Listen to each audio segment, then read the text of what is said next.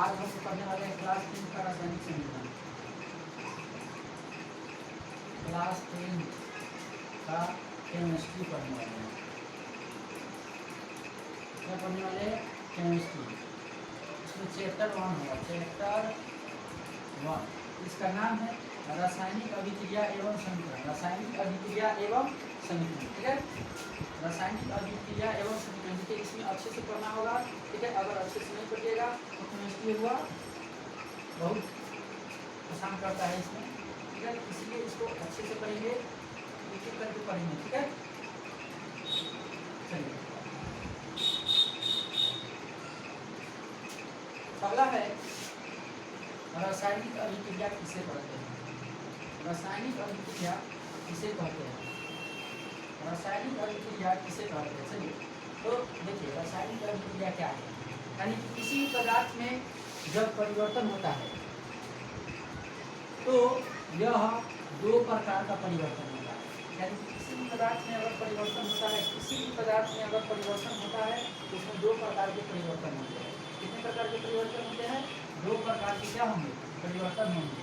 किसी भी पदार्थ में अगर परिवर्तन होता है तो वह दो प्रकार का होता है। पहला है भौतिक परिवर्तन और दूसरा है रासायनिक परिवर्तन। पहला है भौतिक परिवर्तन और दूसरा है रासायनिक परिवर्तन। पहला है भौतिक परिवर्तन और दूसरा है रासायनिक परिवर्तन। तो भौतिक परिवर्तन जिसमें पदार्थ के पश्चात पदार्थ को वापस उसी अवस्था में लाया जा सकता है, उसे हम लोग भौतिक परिवर्तन कहते हैं। यानी कि पदार्थ में अगर कोई चीज़ में पदार्थ में अगर परिवर्तन करते हैं और पुनः उसी अवस्था में ला देते हैं तो उसको हम लोग कहते हैं भौतिक परिवर्तन। कौन सा परिवर्तन करते हैं? भौतिक परिवर्तन। दूसरा है रासायनिक परिवर्तन। दूसरा क्या है? रासायनिक परिवर्तन। दूसरा क्या है? रासायनिक परिवर्तन, जिसमें पदार्थ को रासायनिक गुणों में परिवर्तन किया जाता है, जिसमें पदार्थ को वापस उसी अवस्था में प्राप्त नहीं किया जा सकता। यानी कि वापस अगर उसी अवस्था में अगर हमें प्राप्त करना हो, वह पदार्थ अगर नहीं आता है तो उसे हम लोग कहते हैं रासायनिक परिवर्तन। भौतिक एवं रासायनिक परिवर्तन में अंतर समझिए। यानी कि कोई पदार्थ है, अगर हम उसको दूसरे चीज़ में चेंज कर देते हैं और पुनः उस अवस्था में ला देते हैं, उसे हम लोग कहते हैं भौतिक परिवर्तन। अगर कोई पदार्थ है और उसको दूसरे अवस्था में बदल देते हैं और पुनः उस अवस्था में नहीं ला पाते हैं, उसे कहते हैं रासायनिक परिवर्तन। क्या कहेंगे? रासायनिक परिवर्तन। रासायनिक अभिक्रिया में एक या अधिक पदार्थ आपस में अंतर क्रिया यानी कि इंटरेक्शन करके परिवर्तित होता है। रासायनिक अभिक्रिया में जो होता है, एक या एक से अधिक पदार्थ अंतर क्रिया करके क्या करता है? इंटरेक्शन करके वह परिवर्तन होता है और एक या एक से अधिक भिन्न रासायनिक गुण वाले पदार्थ को क्या करता है? बनाता है। किसी रासायनिक अभिक्रिया में भाग लेने वाले पदार्थों को किसी भी रासायनिक अभिक्रिया में भाग लेने वाले पदार्थों को अभिकारक कहा जाता है। जो भाग लेता है रासायनिक अभिक्रिया में उसे हम लोग अभिकारक कहते हैं। जो भाग लेता है अभिक्रिया में उसे हम लोग अभिकारक कहते हैं। क्या कहते हैं? अभिकारक। जैसे यहाँ देखिए ये दोनों भाग ले रहा है, 2H2 और O2, यानी कि ऑक्सीजन और हाइड्रोजन भाग ले रहा है, तो यह हमारा क्या हो गया? अभिकारक हो गया। क्या हो गया? अभिकारक। यानी कि अगर कहा जाए इंग्लिश में, इसको हम लोग रिएक्टेंट्स कहते हैं। क्या कहते हैं? रिएक्टेंट्स कहते हैं। अब यह भाग लेने के बाद जो यह बनकर तैयार हो गया, तो अभिक्रिया के परिणाम स्वरूप जो उत्पन्न पदार्थ होते हैं उसे हम लोग उत्पाद कहते हैं। क्या कहते हैं? उत्पाद, यानी कि प्रोडक्ट्स कहते हैं। क्या कहते हैं? प्रोडक्ट्स कहते हैं। जैसे अगर यहाँ देखा जाए, यह क्या है? हमारा अभिकारक है, ये अभिकारक है और ये अभिकारक। यह क्या है? हमारा उत्पाद है। क्या है? उत्पाद है। यहाँ हाइड्रोजन और ऑक्सीजन एक रासायनिक अभिक्रिया में भाग लेकर नए गुणधर्म वाले एक पदार्थ का निर्माण करता है, जो क्या है? हमारा जल है। यानी कि हाइड्रोजन और ऑक्सीजन को मिलाने से क्या बनता है? जल बनता है। क्या बनेगा? जल बनेगा। हाइड्रोजन और ऑक्सीजन आपस में अभिक्रिया करके क्या बना लेते हैं? उत्पाद के रूप में तो जल बना लेते हैं। दूसरे शब्दों में हम कह सकते हैं कि रासायनिक परिवर्तन को रासायनिक अभिक्रिया भी कहते हैं। यानी कि रासायनिक परिवर्तन को हम लोग रासायनिक अभिक्रिया कहते हैं। जैसे इसमें जो रासायनिक परिवर्तन आया है, इसमें इन दोनों को आपस में मिलने के बाद जो इसमें रासायनिक परिवर्तन आया है, इसी को हम लोग रासायनिक अभिक्रिया भी कहते हैं। हमारे आसपास ऐसी बहुत सारी परिवर्तनें होती रहती है। हमारे आसपास ऐसी परिवर्तनें अक्सर होती रहती है, ठीक है।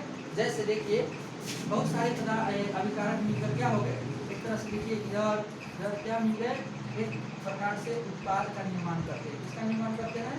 उत्पाद का निर्माण करते हैं। चलिए नेक्स्ट क्वेश्चन देखिए आगे।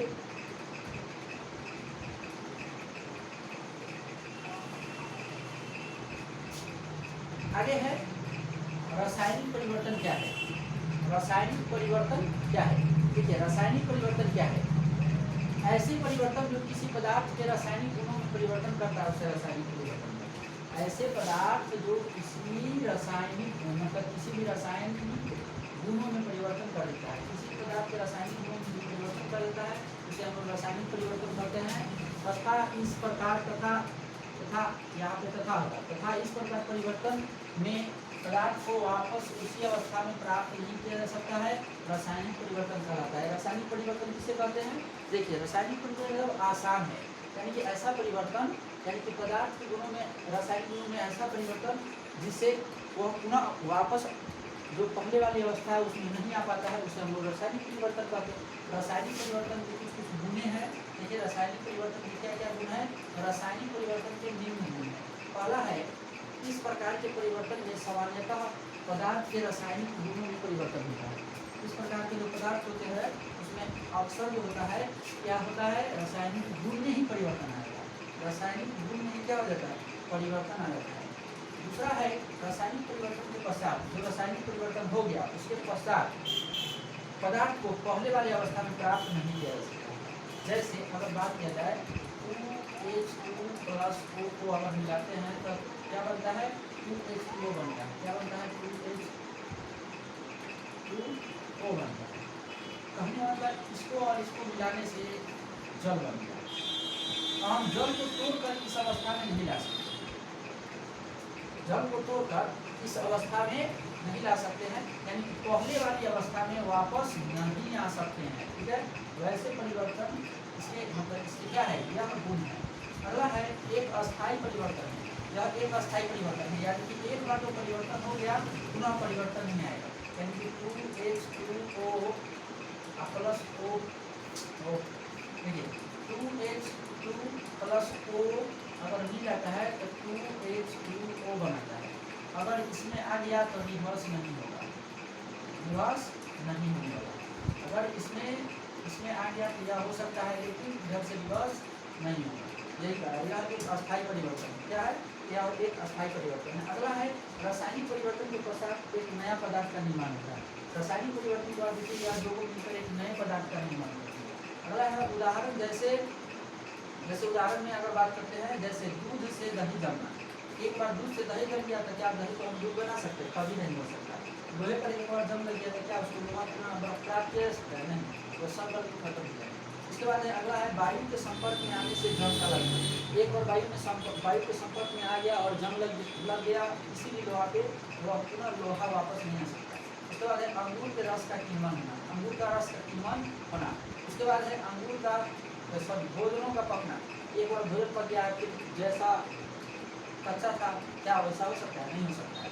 अगला है हमारे शरीर में भोजन का पचना। हमारे शरीर में जो भोजन पच गया है क्या जो भोजन खाए हैं क्या पुनः प्राप्त हो सकता है? नहीं हो सकता है। अगला है जो श्वसन करते हैं, यानी कि एक बार श्वास लेते हैं और ऑक्सीजन को लेकर उसके बाद कार्बन डाइऑक्साइड छोड़ देते हैं, तो क्या हम लोग ऑक्सीजन छोड़ सकते हैं? नहीं छोड़ सकते। यानी कि ऐसा परिवर्तन जिसके गुण में परिवर्तन आने के बाद पहले वाली अवस्था में नहीं आ सकता है, वैसे परिवर्तन को हम लोग रासायनिक परिवर्तन कहते हैं। क्या कहते हैं? रासायनिक परिवर्तन कहते हैं। ठीक है, चलिए आगे हम लोग बढ़ते हैं। अगला है रासायनिक अभिक्रिया की पहचान कैसे करेंगे। रासायनिक अभिक्रिया जो हुआ है इसकी पहचान हम लोग कैसे करेंगे? देखिए रासायनिक अभिक्रिया की पहचान कैसे करेंगे? रासायनिक अभिक्रिया की पहचान करना ताकि यह पता लगा जा सके कि अभिक्रिया संपन्न हुई है कि नहीं हुई है, मतलब खत्म हुआ है कि नहीं हुआ। जब कोई अभिक्रिया संपन्न होती है तो उसे निम्न चिन्हों द्वारा दर्शाया जाता है। जब कोई अभिक्रिया अगर खत्म हो रही है, समाप्त होती है, बन जाती है, तो उसके लिए कुछ चिन्हों के द्वारा हमको पहचान सकते हैं कि हुआ है कि नहीं हुआ है। जैसे पदार्थ की अवस्था में परिवर्तन, माने कि पदार्थ जो था पहले, ठीक है, पदार्थ था उसमें अगर परिवर्तन आ गया है तो यह भी इससे भी पता चल जाता है कि उसमें अभिक्रिया हुआ है। उसके बाद उसके रंग में परिवर्तन आ जाता है। इससे भी हम लोग पता लगा सकते हैं कि उसके मतलब गुण में परिवर्तन आया है कि नहीं। अगला है गैस का निष्कासन। अगर परिवर्तन हो रहा है तो उससे कोई ना कोई किसी न किसी प्रकार का गैस जरूर निकलेगा, अवश्य निकलेगा। उसके बाद है ताप में परिवर्तन, ठीक है, उसके ताप में भी परिवर्तन आ जाता है। तो रासायनिक अभिक्रिया की पहचान करने के कई गुण हैं। पदार्थ के अवस्था में परिवर्तन हो सकता है, उसके रंग में परिवर्तन हो सकता है, उससे गैस निकल सकता है और वो उसके ताप में परिवर्तन आ सकता है। इसको यही निम्न चिन्हों द्वारा जो है हम लोग क्या करते हैं, पता लगा सकते हैं कि कोई भी पदार्थ में परिवर्तन हुआ है या नहीं हुआ है। अगला है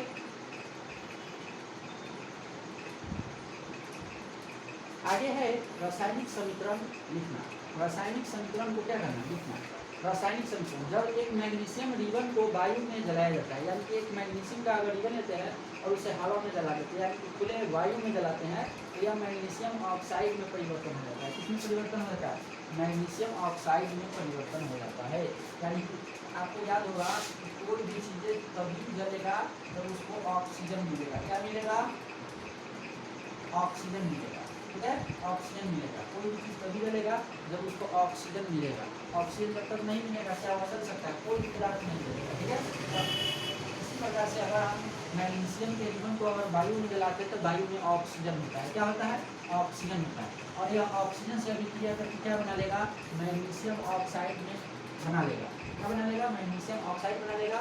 यानी कि एक तरह से कहा जाए कोई भी पदार्थ तभी जलेगा जब ऑक्सीजन रहेगा, और ऑक्सीजन से जो अभिक्रिया करेगा उसके लास्ट में क्या लग जाएगा, ऑक्साइड लग जाएगा। क्या लग जाएगा, ऑक्साइड। इसको याद करने का एकदम आसान ट्रिक है, जिस ऑक्सीजन की उपस्थिति में जलेगा उसमें ऑक्साइड लग जाएगा, तो ऑक्साइड मैग्नीशियम ऑक्साइड में परिवर्तन हो जाता है। यह एक रासायनिक अभिक्रिया के लिए कथन है, परंतु इसे निम्न तरीकों से भी लिखा जा सकता है। जैसे मैग्नीशियम प्लस ऑक्सीजन मिलने पर क्या बनता है, मैग्नीशियम ऑक्साइड बनता है। यह दोनों क्या है, यह दोनों हमारा अभिकारक है। क्या है, अभिकारक। यह भी अभिकारक है और यह भी अभिकारक है। और उत्पाद के रूप में क्या प्राप्त हुआ हमें, मैग्नीशियम ऑक्साइड। नोट में देखिए क्या लिखा हुआ है, नोट में लिखा हुआ है इस प्रकार समीकरणों को लिखना शब्द समीकरण कहलाता है। अगर हम लोग उसको हिंदी में लिखते हैं, यानी कि इसका सूत्र न देकर हम लोग हिंदी में लिखते हैं, हिंदी में, जैसे देखिए यहाँ पे हिंदी में लिखा हुआ है। अगर हिंदी में अगर हम इसको लिखते हैं तो इस प्रकार के शब्द को हम लोग क्या करते हैं, जैसे देखिए एक तरह से यहाँ पे हिंदी में लिखा हुआ है, यहाँ इसका संकेत दिया हुआ है। क्या दिया हुआ है, संकेत। अगर हिंदी में पूरा लिखा रहेगा तो उसको हम लोग शब्द समीकरण कहेंगे। कौन सा समीकरण कहेंगे, शब्द समीकरण। रासायनिक अभिक्रिया को लिखने का दूसरा तरीका देखिए, दूसरा तरीका है हम लोग संकेत में भी लिख सकते हैं। किसमें लिख सकते हैं, संकेत में। जैसे मैग्नीशियम का संकेत Mg होता है, ऑक्सीजन का O2 होता है, ठीक है, और मैग्नीशियम ऑक्साइड का MgO होता है। रासायनिक समीकरण को लिखने का सांकेतिक तरीका है। कौन सा तरीका है, सांकेतिक तरीका है। अगर सांकेतिक तरीका नहीं रहेगा तो इतना बड़ा कौन लिखेगा, पागल हो जाएगा, याद नहीं होगा, ठीक है। तो सांकेतिक तरीका होता है, यह दूसरा जो तरीका है यह है सांकेतिक तरीका। किसी रासायनिक अभिक्रिया के समीकरण को दो भागों में बांट सकते हैं। पहला है अभिकारक के रूप में, दूसरा है उत्पादक के रूप में, ठीक है। तो हम लोग इसको रासायनिक समीकरण को हम लोग रासायनिक अभिक्रिया के समीकरणों को कम से कम कितने भागों में बांट सकते हैं, तो दो भागों में बांट सकते हैं। कितने भागों में, दो भागों में बांट सकते हैं। पहला है अभिकारक और दूसरा है उत्पाद। पहला क्या है, अभिकारक, दूसरा है उत्पाद। जैसे अभिकारक समझिए क्या है, पहला है अभिकारक, दूसरा है उत्पाद। अभिकारक क्या है, कोई पदार्थ जो किसी अभिक्रिया में भाग लेते हैं अभिकारक कहलाते हैं, कोई दिक्कत वाला बात ही नहीं है। वह मतलब वे पदार्थ जो अभिक्रिया में भाग लेते हैं, अभिक्रिया में क्या करते हैं, भाग लेते हैं। जैसे अभी क्या था, Mg प्लस O2, ठीक है, हम बराबर में आते हैं MgO, ठीक है। तो यह जो है हमारा क्या है, अभिकारक है। क्या है, यह हमारा अभिकारक। क्या है, अभिकारक। क्या है, अभिकारक। इधर जो हमारा हो गया उत्पाद हो गया, क्या हो गया, उत्पाद हो गया। तो वे पदार्थ जो अभिक्रिया में भाग लेते हैं, भाग कौन कौन लिया, मैग्नीशियम और ऑक्साइड भाग लेते हैं, तो यह क्या हो गया हमारा, एक तरह से अभिकारक हो गया। ऊपर जैसे ऊपर के समीकरणों में मैग्नीशियम एवं ऑक्सीजन अभिकारक में मतलब अभिकारक के रूप में भाग लिए थे, इसीलिए ये दोनों क्या है, अभिकारक है।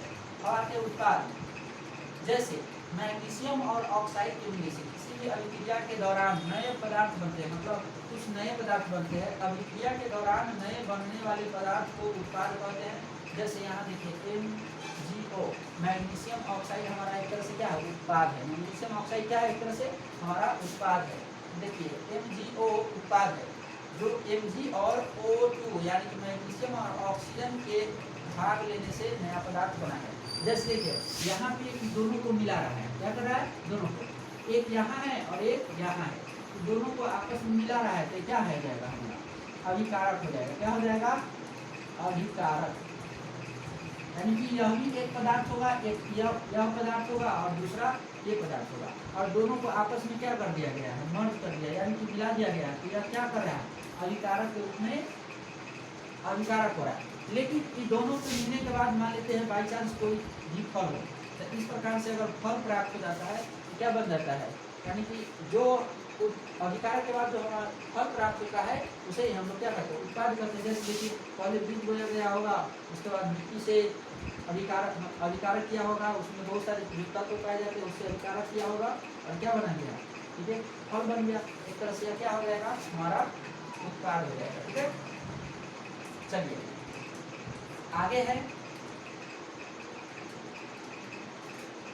आगे है रासायनिक समीकरणों को लिखना। लिखेंगे कैसे अब इसको, तो लिखना एकदम आसान चीज है, लिखना एकदम बहुत बेहतरीन है। रासायनिक समीकरण एक रासायनिक अभिक्रिया को प्रदर्शित करता है। रासायनिक समीकरण एक रासायनिक अभिक्रिया को क्या करता है, बताता है कि इसमें रासायनिक अभिक्रिया हुआ है या नहीं हुआ। इसीलिए रासायनिक समीकरणों को तीर के निशान से बाईं ओर अभिकारक को लिखा जाता है। तीर के निशान यानी क्या, देखिए यहाँ पे जो तीर का निशान है इसके बाईं ओर, इधर आते हैं तो बाएं होता है, क्या आते हैं बाएं, और इधर भी जाते हैं, यहाँ क्या है दाएं, क्या है दाएं। तो तीर के निशान से अगर बाईं ओर लिखा रहेगा यह क्या कहलाएगा, अभिकारक कहलाएगा। क्या कहलाएगा, अभिकारक। क्या कहलाएगा, अभिकारक। हाँ, तीर के निशान से जो दाईं ओर होगा इसे उत्पाद कहेंगे। क्या कहेंगे, उत्पाद। तीर के निशान से जो दाईं ओर होगा उसको क्या कहेंगे, उत्पाद कहेंगे। क्या कहेंगे, उत्पाद कहेंगे। ठीक है, कोई दिक्कत, समझ में आ रहा है कि नहीं, चलिए अगर समझ में आ रहा है तो आगे चलते हैं। देखिए इसी प्रकार तीर के दाईं ओर जो लिखा जाता है उसे क्या कहते हैं, उत्पाद कहते हैं। अब आते हैं, देखिए इनके बीच में प्लस का चिन्ह लगा होता है, यानी कि अभिकारक के बीच में क्या लगा रहता है, प्लस का चिन्ह। और उत्पाद के भी अगर एक उत्पाद हुआ तो कोई दिक्कत नहीं, अगर एक से अधिक उत्पाद हो जाते हैं उसमें प्लस का चिन्ह लगा देते हैं। जैसे देखिए यहाँ पे प्लस का चिन्ह है और यहाँ पे प्लस का चिन्ह लगा दिया है। इसी प्रकार तीर के जो दाईं ओर होते हैं उसमें प्लस का चिन्ह लगाया जाता है और बाईं ओर भी लगाया जाता है। इसे समझिए, देखिए यहाँ पे एक तरह से देखा जाए यह हमारा क्या है, अभिकारक के बीच प्लस का चिन्ह लगा हुआ है। यह बाईं ओर है और यह दाईं ओर है, इसमें प्लस का चिन्ह लगा हुआ है। यह क्या है, तो किसको बता रहा है, तीर को बता रहा है। ठीक है, तो तीर के जो बाईं ओर है अभिकारक, तीर के दाईं ओर है वह हमारा उत्पाद कहलाता है। क्या कहलाता है, उत्पाद। आगे आते हैं कंकाली समीकरणों का नियम।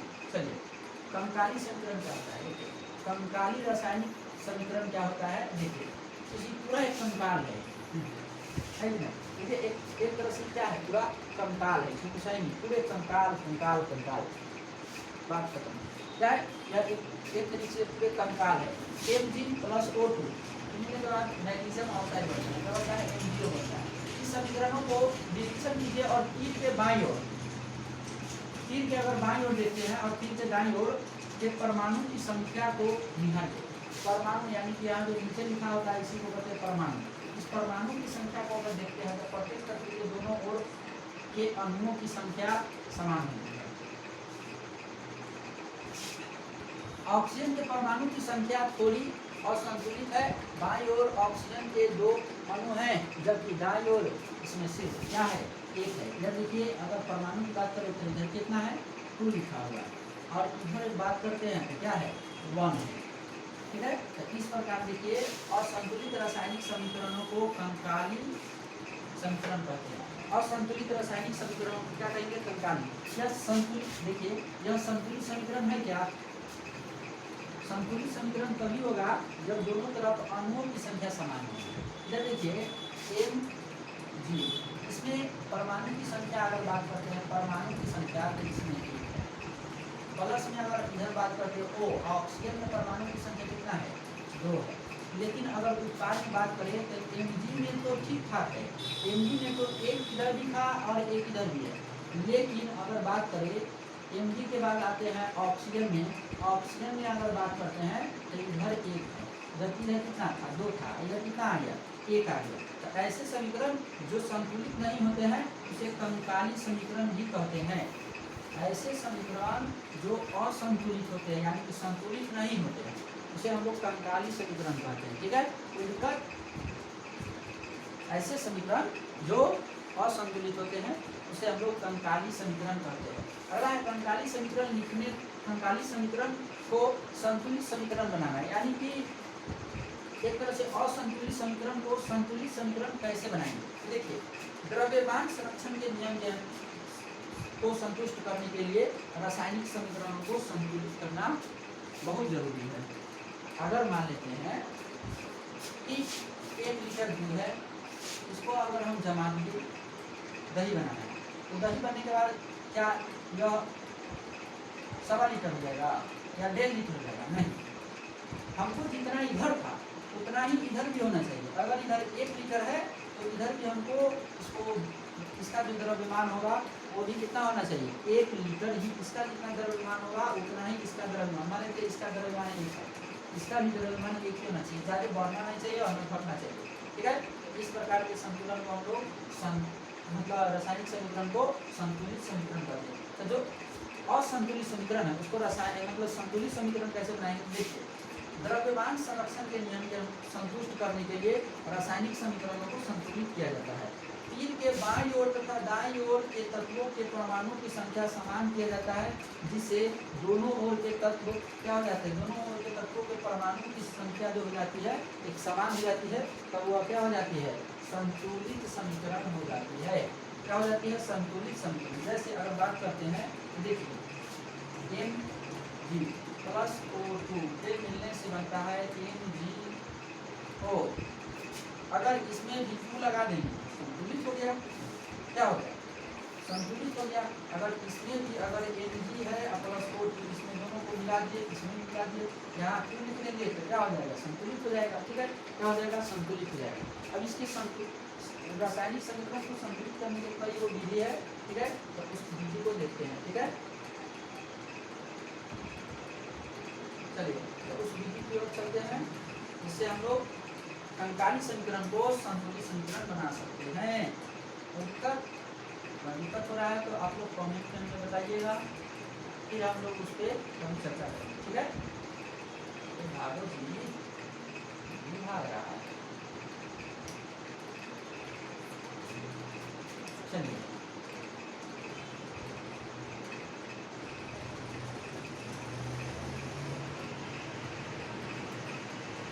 आगे आते हैं रासायनिक अभिक्रियाओं में अणुओं के बीच बंध, यानी कि रासायनिक अभिक्रिया के प्रकार। देखिए, रासायनिक अभिक्रिया के कई प्रकार होते हैं। रासायनिक अभिक्रिया के कई प्रकार होते हैं। रासायनिक अभिक्रिया के बहुत सारे प्रकार हैं।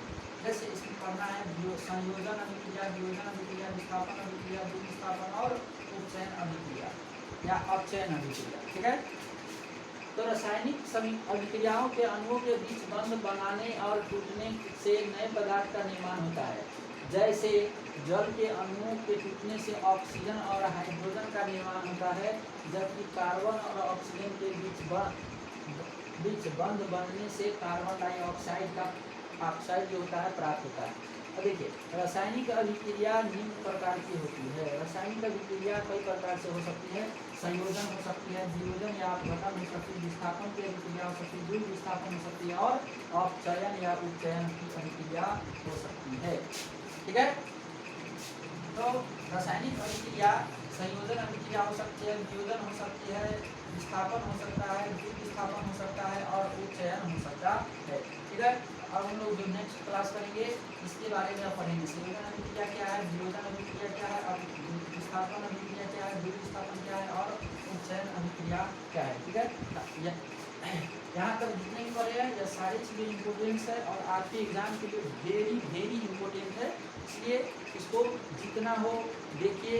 अगर PDF नहीं मिल पा रहा है तो इसको जहाँ से हो मतलब वीडियो को रोककर पॉज करके इसको आराम से आप लोग उतार भी सकते हैं, ठीक है। यह सारी चीज़ें आपको भी आएगी वैसे इतना मतलब बहुत ज़्यादा इम्पोर्टेंट है, ठीक है। यह क्लास 10 के लिए है, ठीक है, जो बहुत ज़्यादा इम्पोर्टेंट है। यह एग्जाम में इससे रिलेटेड बहुत सारे क्वेश्चंस जो है आते रहते हैं, ठीक है। तो इतना के लिए यही, फिर हम लोग नेक्स्ट क्लास में नेक्स्ट अगले वीडियो में मिलेंगे, ठीक है। Thank you.